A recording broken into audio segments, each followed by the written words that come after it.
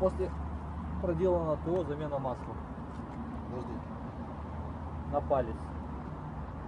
Обратите внимание, это только что заменено. 5 литров масла. Все черный палец, видите? Поехали повторно менять. Какое сегодня число? 9.09.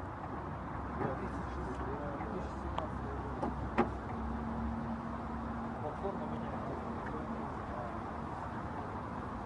А вот за рулем сидит мастер-консультант, который будет проводить повторную замену масла.